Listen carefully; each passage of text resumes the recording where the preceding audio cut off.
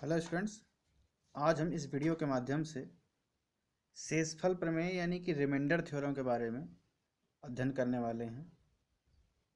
यहाँ पर हम लोग देखेंगे कि शेषफल प्रमेय क्या है, इसकी उपयोगिता क्या है और इसको जानना हमारे लिए महत्वपूर्ण क्यों है। So let's start. जैसा कि आप अपनी स्क्रीन पर देख रहे होंगे, शेषफल प्रमेय यानी कि रिमाइंडर थ्योरम उसको कहा जाता है। तो इसके कॉन्सेप्ट को समझने से पूर्व हम एक एग्जाम्पल के माध्यम से इसकी उपयोगिता को समझते हैं। तो जैसा कि आपको अपनी स्क्रीन पर दिखाई दे रहा है, यहाँ एक एग्जाम्पल है जिसमें लिखा हुआ है, ये एक बहुपद दिया गया है 3x⁴ minus 4x³ minus 3x minus 1 को x माइनस 1 से भाग दीजिए। तो चूंकि भाग देने की प्रक्रिया आप लोगों को पहले भी बताई जा चुकी है और यहाँ पर हम विभाजन एल्गोरिथम यानी डिवीजन एल्गोरिथम का इस्तेमाल करते हुए भाग प्रक्रिया करते हैं। तो यहाँ पर लॉन्ग डिवीजन मेथड ही करना होगा, क्योंकि हमें से सीधे सीधे भाग देने के लिए कहा गया है। यानी कि भाग देने का मतलब है कि भागफल क्या आता है और शेषफल क्या आता है, दोनों को ही ज्ञात करना है। तो देखिए, सबसे पहले हम लोग यहाँ पर ये भी देखते जाएंगे कि भाग देने की प्रक्रिया क्या है। तो जैसा कि हम जानते हैं कि भाग देने के लिए हमें क्या है, भाजक क्या है, x माइनस 1, यानी जिससे भाग दिया जाता है उसको भाजक कह रहे हैं, और जिसमें भाग किया जा रहा है उसको भाज्य कह रहे हैं, जो कि है आपके पास 3x⁴ minus 4x³ minus 3x minus 1। तो सबसे पहला काम ये होता है कि चाहे वो भाज्य हो चाहे वो भाजक हो, दोनों की ही को ही घातों के घटते हुए यानी डिसेंडिंग ऑर्डर्स में लिख लेते हैं। यानी सबसे बड़ी घात का पद पहले, फिर उससे छोटी घात का, फिर उससे छोटी घात का, इस क्रम में दोनों को ही लिख लिया जाता है। जैसा कि आप यहाँ देख सकते हैं, दोनों को हमने इसी क्रम में लिखा गया है, पहले से ही लिखे हुए थे। अब यहाँ पर देखिए, जो भाज्य का पहला पद है वो कितना है, 3x⁴।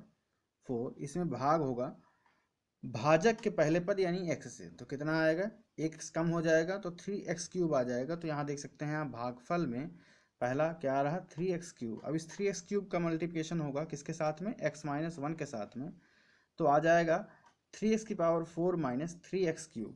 चूँकि घटाते हैं तो चिन्ह बदल जाते हैं, इसलिए माइनस प्लस हो जा रहा है। 3x⁴ आपस में कैंसिल हो रहे हैं, प्लस माइनस हैं, और ये माइनस 4x³ और प्लस 3x³ में आ रहा है आपका माइनस x³। फिर माइनस 3x और माइनस 1 को भी हम नीचे उतार ले रहे हैं। फिर माइनस x³ में हम भाग करते हैं पहले पद से यानी x से, तो कितना आ जाएगा, माइनस का x² आ रहा है। तो देख सकते हैं यहाँ पर लिखा हुआ माइनस का x²। माइनस x² का x माइनस 1 में मल्टीप्लिकेशन करने पर क्या आता है, माइनस x³ प्लस x²। फिर से चिन्ह बदल देते हैं, तो इस तरीके से x³ कैंसिल हो जाते हैं और हमारे पास आ जाता है माइनस का x² माइनस 3x माइनस 1। और फिर यही प्रक्रिया को दोहराना है, आगे भी अभी चलना है। तो माइनस का x² है, माइनस के x² में x से डिवीजन करेंगे तो क्या आ जाएगा, माइनस का x। तो देख सकते हैं यहाँ पर आपका माइनस x लिखा हुआ है। माइनस x का मल्टीप्लिकेशन x माइनस 1 में होगा, तो इसके लिए क्या आ जाएगा, माइनस का x² प्लस x आ रहा है, चिन्ह बदल जाएंगे तो x² कैंसिल हो जाते हैं और हमारे पास जो बच जाता है माइनस का 4x माइनस 1। अभी भी भाग जाएगा, तो माइनस का 4x है, इस माइनस के 4x में x से डिवीजन करेंगे क्या आ जाएगा, माइनस का 4। तो यहाँ देख सकते हैं माइनस का 4 आ गया, और माइनस 4 का मल्टीप्लिकेशन x माइनस 1 में होगा तो आ जाता है माइनस का 4x प्लस का 4, चिन्ह बदल जाते हैं, तो अंतिम में हमारे पास आ जाता है माइनस का 5। अब हम आगे भाग नहीं दे सकते हैं, क्योंकि -5 एक क्या है, अचर बहुपद है जिसकी घात 0 होती है, और यहाँ पर जो भाजक है वो x माइनस 1 है जिसकी घात कितनी है, 1 है। तो इसकी घात 1 है, इसकी घात 0 है, तो इसलिए अब भाग देना संभव नहीं है। अर्थात हम कह सकते हैं कि -5 यहाँ पर क्या है, शेषफल है, और भागफल क्या है, भागफल है हमारे पास 3x³ minus x² minus x minus 4। ठीक है, तो यहाँ पर हमने देखा कि इस लंबी भाग प्रक्रिया जिसको लॉन्ग डिवीजन मेथड कहा जाता है के द्वारा हमने भागफल भी ज्ञात किया और शेषफल भी ज्ञात किया। अब यहाँ प्रश्न ये उठता है कि यदि हमें इस क्वेश्चन में केवल शेषफल ज्ञात करने के लिए कहा गया होता, केवल शेषफल हम ज्ञात करना चाहते, तो क्या कोई ऐसा आसान तरीका था या कम समय में लगाने वाला तरीका था तो था, उसको भी हम आगे यहाँ पर देख रहे हैं, डिस्कस करने वाले हैं। देखिए, तो सबसे पहले हमने क्या किया, देखा कि x-1 यानी कि जो भाजक है हमारा, उसका शून्यक ज्ञात किया। तो x-1 का शून्यक का मतलब है, इसको अगर हम 0 के इक्वल करते हैं तो x बराबर क्या आ जाता है, 1 आ जाता है। तो इसका मतलब ये हुआ कि x-1 अर्थात भाजक का शून्यक क्या है, 1 आ रहा है। अब भाजक के शून्यक को इस दिए गए बहुपद को अगर हम p ऑफ x मान लेते हैं, यानी जो भाज्य है हमारा 3x⁴ minus 4x³ minus 3x minus 1, इसको हम p ऑफ x मान लेते हैं। तो इसमें x बराबर 1 रख दिया जाए। x बराबर 1 ही क्यों रखा गया, चूंकि भाजक x-1 का शून्य क्या है, 1 है, यानी 1 है, तो इसलिए हम यहाँ पर रख रहे हैं और रख करके देख रहे हैं कितना मान आ रहा है। तो p ऑफ 1, अब यहाँ पर रखेंगे हम वैल्यू x के स्थान पर 1, तो 3 × 1⁴ माइनस 4 × 1³ माइनस 3 × 1 माइनस 1, इसको सॉल्व करने पर कितना आ जाता है, -5। और -5 ही देख सकते हैं आप कि यहाँ पर शेषफल भी जो हमारे पास आया था वो कितना आया था, -5 आ रहा है।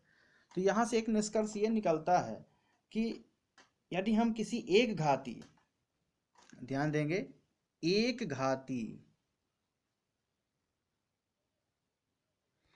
घाती अर्थात रैखिक बहुपद से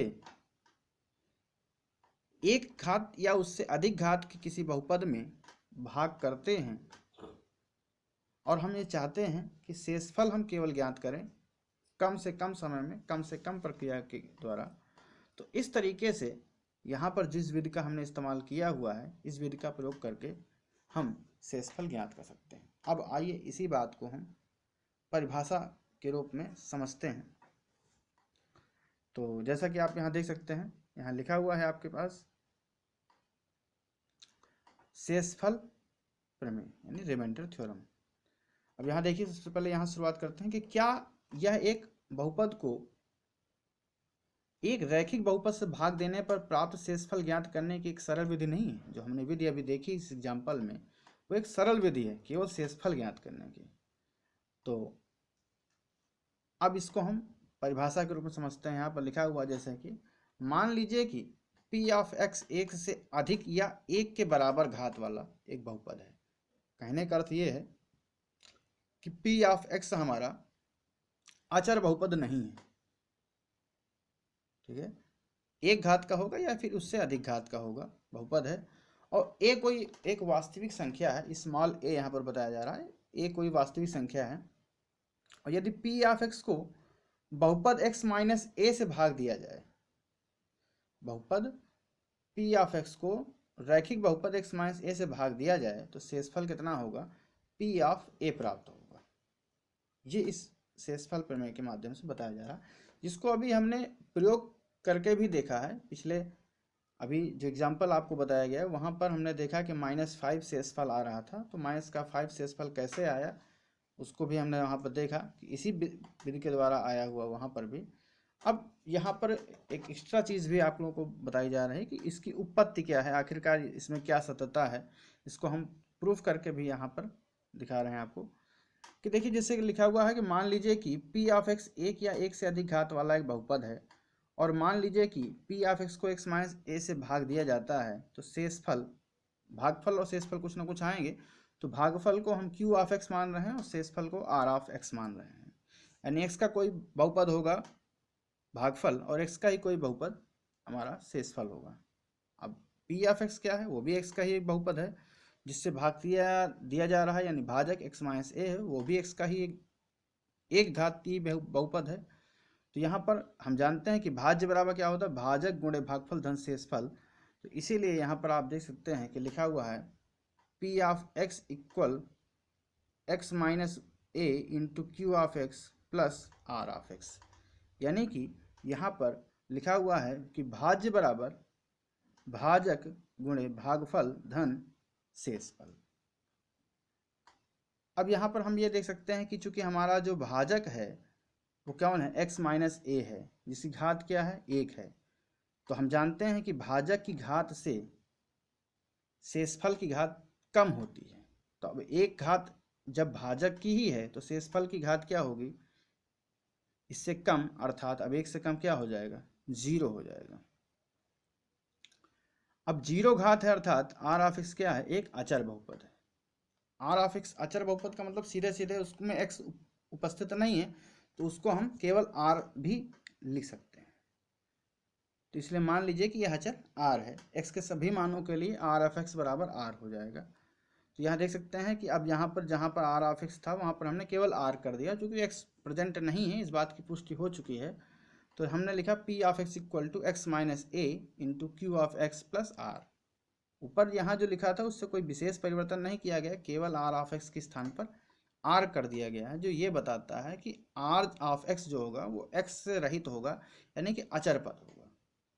अब अगर हम यहाँ पर x बराबर a रखें, इसमें यहाँ पर हम x बराबर a रखते हैं तो क्या आ जाएगा, p of a equal a minus A into Q of a। जहाँ भी x होगा हर जगह a रखा जाएगा। तो 3 स्थानों पर रखा जा रहा है, एक p ऑफ x में, एक x माइनस a में और एक q ऑफ x में।